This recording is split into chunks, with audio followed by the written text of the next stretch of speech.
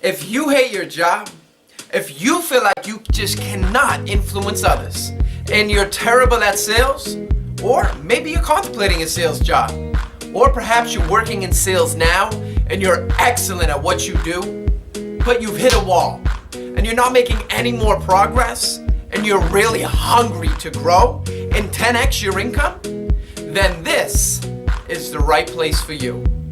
My name is Ryan Allen Melchione, and I want to take a moment before we begin just to thank you for the privilege and the opportunity to share with you the strategies and techniques that have positively shaped my life and career in sales.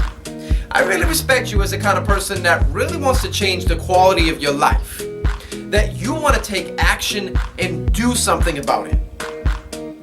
I want to believe that we all have dreams, that deep down we all have a special gift. And it's my goal to help awaken that person within and change the quality of your career and life. It's been my passion, my goal, and my desire to help you and as many people as possible. I'm not trying to impress you with how much I've accomplished or how much I know. What I've created in my life is very simple, and that's why it'll work for you. Today, we're going to talk about mastering influence with home security sales. What to say from the moment you knock on that door. We like to call it the door pitch. You see, what you want to do is focus on how you can bring as much energy to the table as possible. Everything always starts with energy, especially in sales. Think about it. Someone you want to hang out with and talk to is someone who has energy and is full of good spirits, right? A happy, joyful person. And if you can't muster that up, then you might as well go home, because no one is going to want to buy security from you. No matter the conditions of your life, what's going on at home, health conditions, or weather, you want to continue to be enthusiastic consistently on every single doorstep. You want to give it 120% of what you have to offer. Have a plan, set your goal, and achieve it. Because honestly, you don't know who your customer is. And if you want to accomplish something and you want to do your very best at sales, you have to be enthusiastic.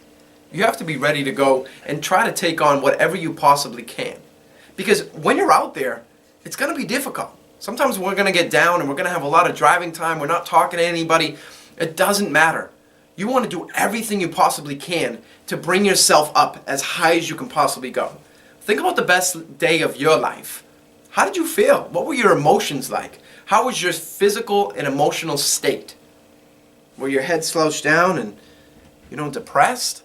Probably not. You had your shoulders high and you were smiling and you were ready to go. Because it was a beautiful day, a day that you won't forget, a nostalgic moment.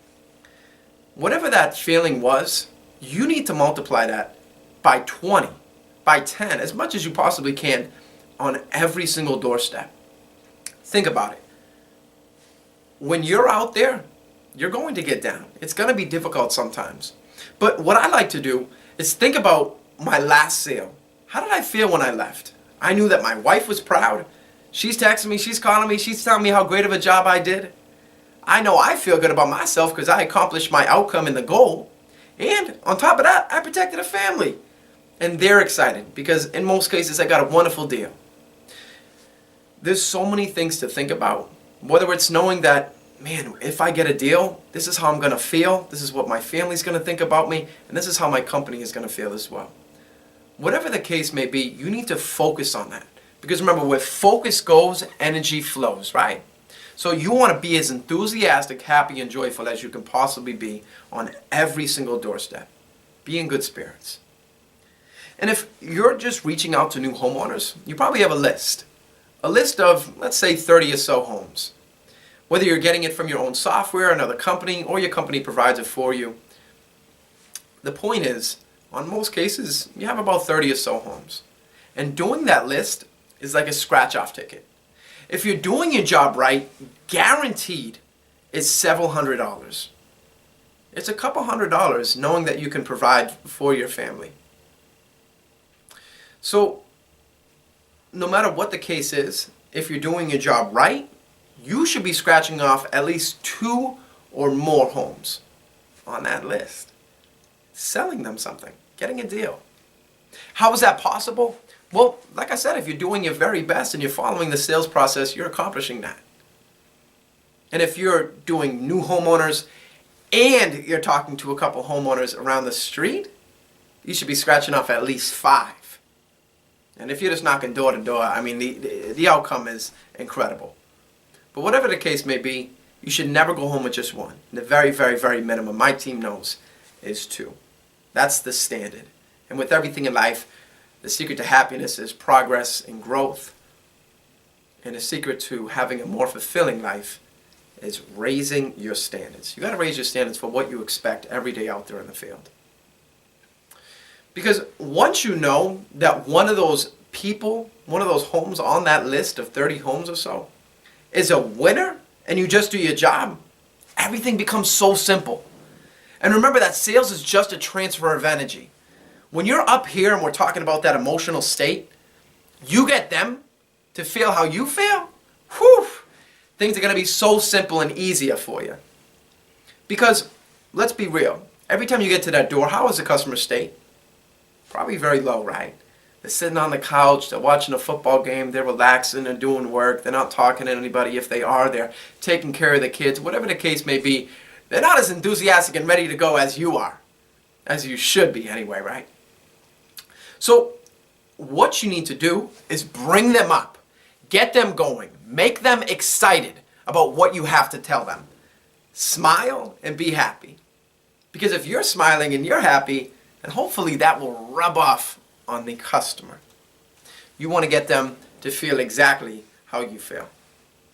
So that's just some opening statements on opening words on how you need to treat every single door and what your mentality needs to be, your mental state. But let's begin. Ryan, what do you say from the second you knock on that door? We're not going to have small talk. Well, not yet anyway. Don't ask them how they're doing or all this crazy stuff. Get into why you're there. So from the second you get there, let's begin. You're going to say, "Hi, are you the new homeowner?" It sets ourselves apart from any other organization, and it lets them know that we're specifically on this block to see them, nobody else. I'm Ryan with ADT. I'm actually the regional manager. Tell them who you are, or in your case you might say the relocation manager. You see, once you do that, because they're wondering, who's this guy, what does he represent, all this different stuff, right? It lets them know that you're not just one of those other people that they were expecting. Maybe they had an appointment that day. Whatever the case may be, you want to introduce yourself. Then you say, "Did anyone happen to mention from closing that we'd be stopping out today?" Or, "Did anyone happen to mention that we'd be stopping out today?" Whatever one you prefer to use. You need to say it casually. And if people are questioning you, then you're probably saying it in an integrative way. You need to say it right off the cuff, not so direct. You don't want to say, "Did anyone from closing happen to mention that we'd be stopping out today?" See, if you're saying it like that, then you're probably going to get, "Well, no one told me anything. I don't want to talk to you. Who are you? I didn't have an appointment. Honey, do you know this guy?" You see, right away, you're causing problems, and you're not going to be able to get through the rest of your sales process. So it needs to be real casual. "Did anyone happen to mention that we'd be stopping out today?" Not so direct. Most cases are going to say no. "Oh, they didn't? So I guess they didn't mention anything about the new homeowner program either then." You see, right there, that's when we drop our first sense of intrigue. That is where we build interest. And again, most cases are going to say no. "Okay, no problem at all. I'm sorry, they were supposed to." See, the thing is, now that you guys are new homeowners, you're actually in a very special category with ADT. And if they did mention it to you, you guys actually would have saved a couple $100 on your homeowner's insurance just for having us. You see what happened there? You see, what you did is start not only intrigue them, but now you're building interest. You see, at this point, you have 3 things to make them curious. You have the new homeowner program. What is the new homeowner program, right? You have this special category. And one thing I forgot to mention, when you're telling them See, you guys are actually in a very special category with ADT. Break the eye contact. Look right at your sign on your binder and have the ADT logo, right? You're actually in a very special category with ADT. I'll point to it 5 times. With ADT. And then I'll pause. Give them a second. See, the thing is, now that you guys are new homeowners, you're actually in a very, very special category with ADT. And if they did mention it to you, I'll pause. Well, what? If they mention it to me, what? You actually, I'll get low in the voice, you actually, because you feel bad, you're sympathetic, would have saved a couple $100 on your homeowner's insurance just for having us. You see, then at this point, they should be thinking, what is this about? Instead of getting off my doorstep, I don't want to talk to you. See, they should be intrigued and curious about what you have to say. After you're done, you're going to ask the qualifying question. And listen to how you're saying it. Because it's very, very, very important to use the correct verbiage. You need to say it exactly like this. Well, let me ask you. I know you guys have a lot going on and you guys just moved in, but have you guys thought about monitoring a security for your new home? See, notice what I said there, right? I said, have you guys thought about monitoring a security? If you ever ask someone, have you ever thought about getting a new car? What are most people going to say? Well, yeah, of course, right? Most people have at least thought about it. But if I said, are you thinking about getting a new car today? I'm going to get 2 different responses. Just because of that one word, that one change. So, remember, you want to give yourself the best odds of a yes. But in most cases, the most common response that you're going to get is yes, but not right now. Remember, 75% of the people that we should speak with, you should be getting some form of a maybe or a yes. Most people that buy a house at least think about getting home security, and you want to make it very casual, particularly how you ask that question. Then you get your answer as to if you're going to stay or not. If they say no, you got your answer. If they say yes, we've thought about it, but maybe someday down the line. You know exactly what you're going to do next. But there is a small portion that are going to say a hard no. No, I've never thought about it. I don't want it. I'm bulletproof. I have a gun. I'm Luke Cage. Whatever the case may be, they're going to tell you no. And those are the people, honestly, that we do not care about. We're not looking for them. You see, our job out there is not to sell everyone. I don't care who you're working for. I don't care who's told you. I don't care what you've convinced yourself. Our job is not to sell everybody. That's not our job at all. My team knows that. I know that. Everyone that works with me, for me, they know that's not our job. Our job is to find those maybes and turn them into wanting to get security today. Because once you find that people in that maybe category, everything just becomes so much easier. But like I said, the most common response that you're going to get is, yes, we've thought about it, but, and whatever their excuse is. Normally, like I said, they're going to say, yeah, we thought about it, but now is just not a good time. But you're going to hear it all. You can either choose to focus on the excuse, or you can think of it that they're interested, and your job is to show them why they need it now, and why they cannot wait. If you're a good salesman, then you should really be closing 75% of the time. Because 75% of people want it, and you can close them. That's phenomenal odds. It's probably one of the best things that I personally love about this industry. It's a buying scale. The further they are on the side where they haven't thought about it, you want to spend less time. The further they're on the maybe side, you want to spend more time. Because you have the best odds of getting that sale. The sales process is like an assembly line. If I'm building a car and I take a shortcut, how's my car going to look? Not very good, right? Brakes don't work or whatever it might be. Except the hard no. We'll leave them alone.